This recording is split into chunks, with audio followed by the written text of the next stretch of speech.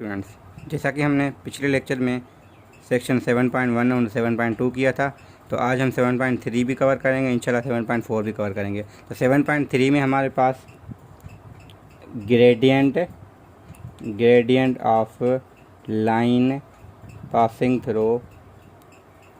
Throw 2 points, ठीक है। तो ग्रेडियंट भी हम कहते हैं, तो ग्रेडियंट भले लिखा हुआ हो या आपके पास स्लोप लिखा हुआ हो, तो बात एक ही होती है, सिर्फ नाम अलग होते हैं। तो ग्रेडियंट को थोड़ा हम पहले समझते हैं, हम फाइन फिर बाद में करेंगे। तो हम स्लोप कहते हैं एक्चुअल में क्या, यहाँ पे हमारी एक्स एक्सिस है, ये हमारी वाई एक्सिस है। तो अगर हम एक्स में चेंज कर रहे हैं तो वही वाई में देखें, यहाँ पे अगर मैं ऐसे मूव कर रहा हूँ यहाँ से लेकर यहाँ तक, या यहाँ तक 1 से लेकर 2 या 2 से लेकर 3 तक, तो एक्स में चेंज हो रहा है मगर वाई में चेंज नहीं हो रहा। तो और जब मैं अब वाई में मूव कर रहा हूँ 1 से 2 तक या 2 से 3 तक, तो एक्स में चेंज नहीं हो रहा। यहाँ या सिर्फ एक्स में हो रहा है या सिर्फ वाई में हो रहा है। अगर मुझे दोनों में चेंज चाहिए तो मैं कुछ इस हिसाब से चलूँगा या इस हिसाब से चलूँगा या इस हिसाब से चलूँगा, यानी एक्स में भी चेंज हो वाई में भी चेंज हो। तो हम कहेंगे change in Y divided by change in X. और चेंज को हम हमेशा 2 पॉइंट अगर लें y2 और y1, तो यहाँ पे अगर y1 है यहाँ पे y2 है, यहाँ x1 है यहाँ x2 है, हम तो कहते हैं y2 माइनस y1, यानी change in y divided by change in x2 minus x1। तो हम इसको भी स्लोप कहते हैं। और इसको अगर नाम से देखिए, हम ये कहते हैं राइज अपॉन रन। अब क्यों कहते हैं, वाई एक्सिस में देखिए हमेशा हम अबव जाएंगे तो हम हमेशा ये कहते हैं हम राइज़ कर रहे हैं, अगर ऐसे मूव करेंगे तो हम रन कर रहे हैं। तो राइज़ डिवाइड बाय रन का रेशो जो होता है, क्योंकि ये रेशो ही है हमारे पास, change in Y divide by change in X, यानी ratio between rise and run is called slope. तो ये हम स्लोप की हमारे पास डेफिनेशन ये है। जैसे हम कह रहे थे स्लोप बिटवीन 2 पॉइंट्स, तो हम 2 पॉइंट्स लेते हैं, फॉर एग्जाम्पल 2, 3 है, और थोड़ा वो करने के लिए हम 5, 8 कह लेते हैं। तो हमें इनका स्लोप निकालना है, तो ग्रेडियंट निकालें या स्लोप, बात एक ही है। तो स्लोप को हमेशा हम या ग्रेडियंट भी कहते हैं, और नोटेशन में यूज़ कर रहा हम एम यूज़ करते हैं। तो एम बराबर y2 minus y1 upon x2 minus x1। अब यहाँ पे ये नहीं है, यहाँ एक पॉइंट है, यहाँ दूसरी, तो यहाँ से लेके यहाँ तक जो लाइन बनेगी, इसका यहाँ से लेके यहाँ तक ये स्लोप, या फिर ये यहाँ से लेके यहाँ तक, तो दोनों सेम ही होंगे। तो हम भले अगर इसको x1, इसको y1, इसको x2, इसको y2 कह रहे हैं तो लिए लिख सकते हैं। अगर हम इसको x1 y1 लेके इसको x2 y2 लें तो फिर भी हम ले सकते हैं, आंसर हमेशा सेम होगा। तो हम अगर y2 माइनस y1 करें तो ये होगा 8 माइनस 3 डिवाइडेड बाय 5 माइनस 2। तो एक्चुअल में का 8 माइनस 3 5 हो जाएगा और अपॉन 3, तो ये 5 अपॉन 3 इसका ग्रेडियंट होगा। तो हम फाइंड इसको ऐसे करते हैं। अब हम ज़्यादा टाइम वेस्ट नहीं करते, क्योंकि ये सेक्शन हमारे यहाँ पे स्टार्ट हुआ है 7.3, और स्लोप्स की जो डेफिनेशन है, कुछ एग्जांपल्स हैं, डायरेक्टली यहाँ पे हमारे पास एक्सरसाइज आ गई। तो हम एक्सरसाइज पे अटेम्प्ट करते हैं। अभी क्वेश्चन नंबर 1 है, find the gradient of line passing through the following pair of points. तो ये सी पॉइंट्स है जैसे हमने अभी सॉल्व की एग्जाम्पल में। तो ये 5, -2 है, 2, 1 है, तो इसको x1 y1 x2 y2 लेके हम y2 minus y1 upon x2 minus x1 करके हम सॉल्व कर सकते हैं। सिमिलरली इसका भी आंसर आएगा, मगर इसका answer in terms of t आएगा, इसका आंसर नंबर आएगा, क्योंकि जैसे वेरिएबल में अगर हमारे पास है कोई पॉइंट्स, तो इसका आंसर स्लोप जो है वो भी इन टर्म्स ऑफ वेरिएबल ही आएगा, अगर नंबर्स है तो नंबर्स ही आएगा। सिमिलरली क्वेश्चन नंबर 2 में है, let P Q R be the points these, let M and N be the mid points of P Q and P R respectively, ठीक है। तो एम हमारे इनकी मिड पॉइंट है, पी ए इनकी mid point. Write down the coordinates of M and N show that line M N is parallel to the. अब हमारे पास definition आती हैं जो इंपॉर्टेंट यहाँ पे है, जब हम पैरेलल और परपेंडिकुलर की बात करते हैं। तो पैरेलल के लिए भी कंडीशन देखेंगे, परपेंडिकुलर के लिए कंडीशन देखेंगे। हम कहते हैं हमारे पास एक लाइन है L1 जिसका स्लोप m1 है, तो m1 x प्लस c1 होगा लाजमन, जिसको हम y, ठीक है, y इज इक्वल टू भी कहते हैं, ठीक है। तो ये हमारे पास L1 है, और L2 हम लाइन देते हैं y is equal to m2x plus c2, ठीक है। तो इसका स्लोप अलग है, इसका स्लोप अलग है, यानी ये कोई ऐसी लाइन है या ये कोई ऐसी लाइन है। मगर हम कह रहे हैं कि अगर हमारी L1 पैरेलल है, पैरेलल टू L2, तो इसको नोटेशन क्या देते हैं हम, L1 is parallel to the L2। तो या लाजमन क्या होगा, m1 is equal to m2 आएगा। तो ये कंडीशन हम यूज़ करेंगे। अगर कहीं पे पूछ रहा है कि क्या ये पैरेलल हैं तो दोनों का स्लोप निकालेंगे, फिर अगेन हम कहेंगे अगर प्रूफ दोनों बराबर आ रहे हैं तो ये पैरेलल हो जाएगा। सिमिलरली हम ये कहते हैं L1, हम कहेंगे कि L1 is perpendicular.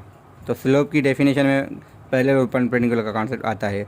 Perpendicular to L2, तो हम नोटेशन से ये लिखते हैं L1 is perpendicular to the L2, M1 multiply by M2 is equal -1, यानी ये रिलेशन इनमें हो। तो हम इसको ऐसे भी लिखते हैं M1 is equal to -1/M2, या फिर हम इसको ऐसे भी कह सकते हैं कि M2 इज इक्वल -1/M1। तो इसको पढ़ते कैसे हैं, नेगेटिव रेसिप्रोकल। एक तो होता है 2 का रेसिप्रोकल 1/2, मगर मैं -1/2 लिखूंगा तो इसका नेगेटिवली रेसिप्रोकल हो जाएगा, यानी स्लोप आपस में क्या हो, नेगेटिव रेसिप्रोकल। तो अगर एक स्लोप 2 है तो दूसरा -1/2 हो, क्योंकि मल्टीप्लाई करेंगे तो -1 आ जाएगा। तो ये कंडीशन अगर होल्ड हो रही तो परपेंडिकुलर है लाइन्स। अगर ये M1 इज इक्वल M2 वाली हो रही है तो यहाँ पे पैरेलल हो जाएगी। तो ये डेटा मैंने लिख लिया अभी। तो P हमारे पास ये पॉइंट थी 2,3, Q हमारे पास 4,-1 है, और R हमारे पास 7,6 है। यहाँ पे कह रहे हैं कि M इज़ MP ऑफ, यानी mid point of PQ, N is mid point of R। तो हम क्वेश्चन नंबर 2 करें एक्सरसाइज 7.3 का। तो उसमें ये डेटा है, उसके आगे हमें फाइंड करना है, find the coordinates of M and N, यानी हमें बतानी है M एंड हो कि क्या। इसके अलावा हमारे पास क्या है कि हमें शो करना है M N जो लाइन है वो पैरेलल होगी QR की, यानी दोनों का हम स्लोप निकालेंगे। तो पहले हम कोऑर्डिनेट फाइंड करने के लिए हम ये लिखते हैं, मिड पॉइंट निकालें इनकी, मिड पॉइंट ऑफ PQ। तो PQ की मिड पॉइंट हम सिंपली निकालेंगे 2 + 4 डिवाइडेड बाई 2, 3 - 1 डिवाइडेड बाई 2, तो 6/2 3 हो जाएगा, और यहाँ से 3 - 1 2/2 1 हो जाएगा।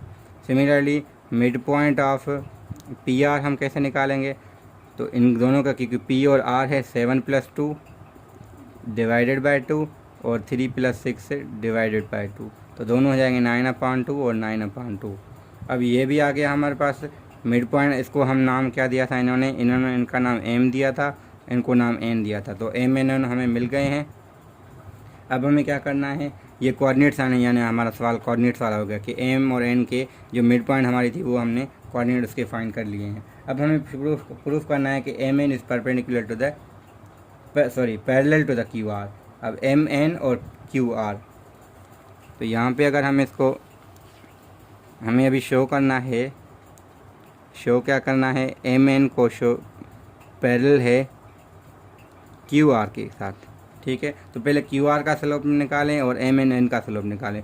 तो M N हमारे पास जो मिली थी हम उनको यूज़ करेंगे, और सिमिलरली QR हमारे पास ऑलरेडी गिवन थी। तो इनका पहले स्लोप निकालें, तो क्या होगा, स्लोप ऑफ QR, पहले QR निकालते हैं। तो होगा 6 - -1 डिवाइडेड बाय 7 - 4, जो कि हो जाएगा 6 - प्लस का 7 होगा ओवरऑल, और 7 - 4 3 आ जाएगा।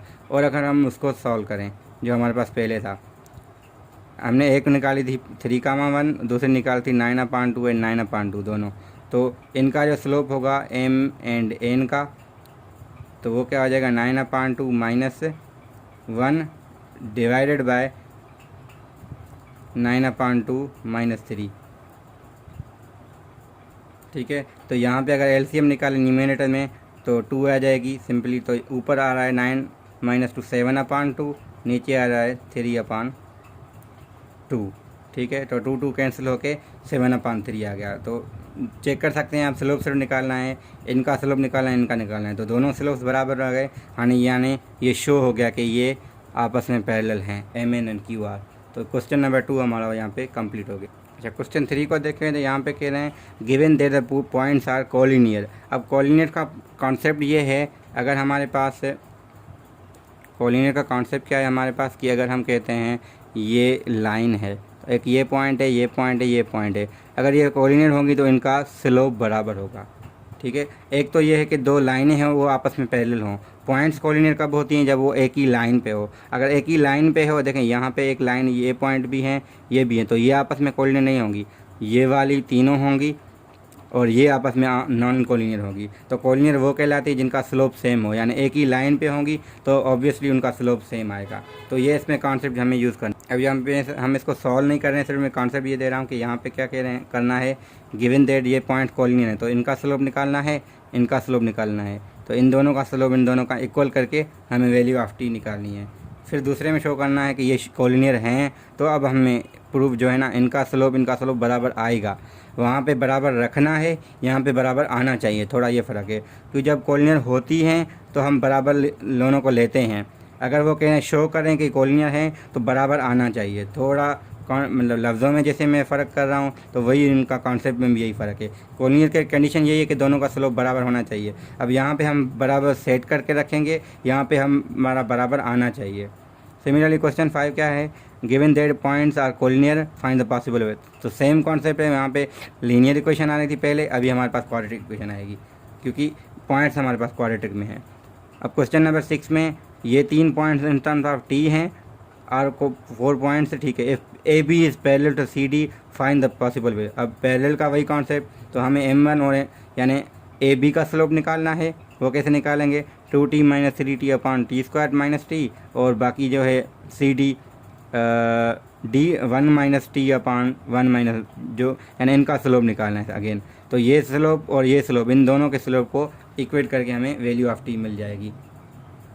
क्योंकि वेरिएबल एक है तो हमें इक्वेशन भी एक ही चाहिए। फिर line joining the points these has gradient this find the value of P. अब यहाँ पे क्या है, पहले हम स्लोप फाइंड कर रहे थे, अब हमारे पास स्लोप गिवन है। तो स्लोप क्यों दिया है, क्योंकि यहाँ से एक अननोन उन्होंने पॉइंट में रख दिया है। तो क्या करेंगे, यहाँ पे p² + 1 है अपॉन -3p डिवाइडेड बाय 4 - 3 जो कि 1 हो जाएगा। इज इक्वल टू किसके रखना है, क्योंकि स्लोप होता है, इन्होंने स्लोप दिया है तो बराबर -1 रखना है। तो मैं इसको, क्योंकि मैंने अभी क्वेश्चन एक ही किया है, बाकी मैंने आपको बता दिया है, तो इस वजह से एक और क्वेश्चन मैं ये कर रहा हूँ जहाँ पे क्या कह रहे हैं। अब 4, p² + 1 है और दूसरी पॉइंट है 3, 3p, ठीक है। तो ये अब इनका स्लोप निकालें तो p² + 1 - 3p हो जाएगा और डिवाइडेड बाय 4 - 3 इज इक्वल क्या रखना है, -1, क्योंकि ग्रेडियंट ये गिवन है। तो इसको सॉल्व करें तो p² - 3p + 1 इज इक्वल 4 - 3 1 हो जाएगा, तो 1 मल्टीप्लाई करें कोई फ़र्क नहीं पड़ेगा। तो इसको इसके लाइट लेके जाएँ तो p² - 3p प्लस का 2 = 0। अब हमारे पास ये चीज़ आ गई, तो इसको लिख सकते हैं p² - 2p - 1 p + 2 = 0। क्यों, क्योंकि फैक्टराइजेशन करें 2 और 1 3 हो जाते हैं, 2 अंदर 2 हो जाएगा अगेन। तो p कॉमन निकालें तो p - 2 -1 कॉमन निकालें अगेन p - 2 = 0। तो दोनों में वैल्यू क्या आएगी, एक p = 2 आएगा, एक p = 1 आ जाएगा। यानी इन दो वैल्यूज़ की, क्योंकि इन्होंने इस वजह से लिखा था वैल्यूज़ ऑफ p, क्योंकि इनको पता था कि वैल्यू 2 आएंगी। क्यों, क्योंकि इक्वेशन क्वाड्रेटिक बन रही थी। p पे स्क्वायर है तो लाजमन 2 वैल्यूज़ को सेटिस्फाई करेंगे, जो कि -1 एंड 2 था जो इसको सेटिस्फाई कर रहा था, ठीक है। तो लास्ट क्वेश्चन इसमें है, गिवन दैट पॉइंट्स और कोलिनियर अगेन है, शो दैट दिस इक्वेशन। अच्छा, ये मैं कर रहा हूँ लास्ट, क्योंकि ये दूसरा क्वेश्चन हमारा था जो हमने अटेम्प्ट किया है, बाकी मैंने सिर्फ बताए हैं। तो क्वेश्चन नंबर 8 को मैं अटेम्प्ट कर रहा हूँ डायरेक्टली, ये लास्ट क्वेश्चन है इसका। इसके बाद हमारा सेक्शन 7.4 है। तो इसमें क्या है, गिवन दैट पॉइंट्स हमारे पास, मैं लिख रहा हूँ 2, हमारे पास पॉइंट है 2, 4 है। दूसरी पॉइंट हमारे पास है 6, 1। तीसरी पॉइंट हमारे पास है p, q। क्यों उन्होंने रखी है, क्योंकि हमें शो करना है, शो दैट 3p + 4q = 22 है इफ़ दीज आर कोलिनियर। तो हमें ये चीज़ पता है कि ये सारे तीनों पॉइंट्स कोलिनियर हैं और ये कंडीशन आपकी आनी चाहिए यहाँ से।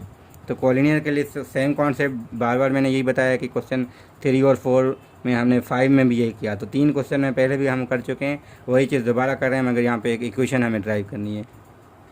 तो हम स्लोप निकालेंगे पहले इन 2 पॉइंट्स का। अब ए, इन्होंने इनका नाम a दिया है, ये b दिया है, ये c दिया है। अब मैं ऐसे लिख रहा हूँ, वरना वो जो बुक वाले a, ऐसे करके लिखते हैं, ठीक है। ये नोटेशन बुक की है तो मैं ऐसे डायरेक्टली लिख रहा हूँ a b c है। तो a b का पहले स्लोप निकालें तो 1 - 4 अपॉन 6 - 2 जो कि हो जाएगा -3/4। ठीक है, ये m1 इसको हम नाम देते हैं। तो m2 हमारे पास क्या है, m2 हम नाम देते हैं q - 1 डिवाइडेड बाय p - 6। ठीक है, तो m1 सिंस क्योंकि आपस में ये कोलिनियर हैं तो हम लेंगे m1 = m2।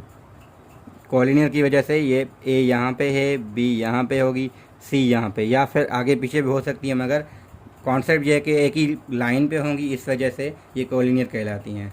ठीक है, को मतलब सेम, लीनियर मतलब लाइन की वजह से हम कह रहे हैं। ठीक है, तो यहाँ पे m1 और m2 को इक्वल करें तो -3/4 = q - 1/p - 6। तो इनको आपस में बाय क्रॉस मल्टीप्लाई कर दें। तो बाय क्रॉस मल्टीप्लाई करने से क्या होगा, यहाँ पे मैं लिखता हूँ कि मल्टीप्लाई करने से ये चीज़ है, क्योंकि -3 के साथ ये मल्टीप्लाई होंगे, -3p + 16 हो जाए 18 हो जाएगा, क्योंकि 3 6 18 होता है। फिर 4 को मल्टीप्लाई करें 4q - 1। अब हमारे पास क्या होगा, अब इसको भी इस साइड लेके जाएँ तो 4q + 3p। ठीक है, तो यहाँ पे ये हो सकता है। ठीक है, तो यहाँ पे हमें क्या करना है कि 4q सिर्फ 3p को इस साइड लेके आएँ, 4 को उस साइड लेके जाएँ, तो इक्वल हो जाएगा 18 + 4, जो कि हम इसको लिख सकते हैं 3p + 4q = 22। तो यहाँ पे हमारी इक्वेशन आ गई जो वो पूछ रहे थे। तो क्वेश्चन 8 भी कंप्लीट हुआ और यहाँ पे ये सेक्शन 7.3 विथ एक्सरसाइज कंप्लीट हो गया।